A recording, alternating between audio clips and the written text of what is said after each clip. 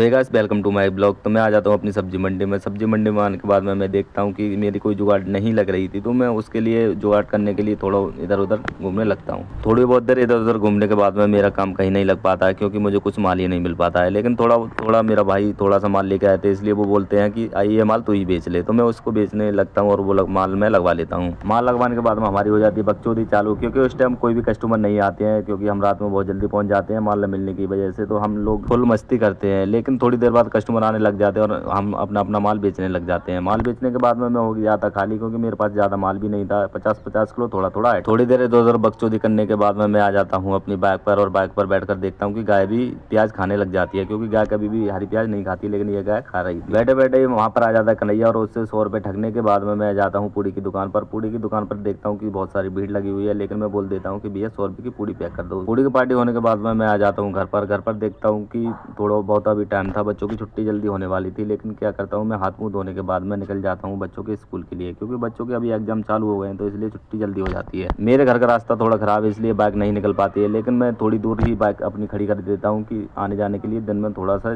दिक्कत ना हो जाए। तो बाइक पर बैठने के बाद में चाबी से लॉक खोलने के बाद में मैं धीरे धीरे पहुंच जाता हूँ बच्चों के स्कूल में। लेकिन मैं क्या देखता हूँ कि मेरी बेटी पहले आ चुकी है। मेरी बेटी की छुट्टी मेरे बेटे से 1 घंटे पहले ही हो जाती है, क्योंकि ये अभी छोटी क्लास में है, इसलिए इसकी छुट्टी 1 घंटे पहले ही हो जाती है। लेकिन मैं बोलता हूँ कि भैया साथ में क्यों नहीं आया, तो ये कहती है कि भैया अभी आया नहीं है, भैया की अभी थोड़ा टाइम है, इसलिए हम तो लोग थोड़ी देर इंतजार कर लेते हैं। तो बेटे के इंतजार करते करते ये बाइक पर खेलने लगती है, और बाइक पर खेलते ही खेलते इसका भाई और इसके साथ वाला जो लड़का है वो भी साथ में आ जाता है, और मैं इनको लेकर आ जाता हूँ घर पर। घर पर आने के बाद में मैं इनको कहता हूँ कि बच्चे हाथ मुँह धो लो। बच्चों से कहने के बाद में कि बेटे आप हाथ मुँह धो लो, और लड़की से भी मैं कह देता हूँ कि आप भी हाथ मुँह धो लो। हाथ मुँह धोने के बाद में क्या होता है कि मैं कहता हूँ कि बच्चों से कि थोड़ा अपना खाना भी खा लो।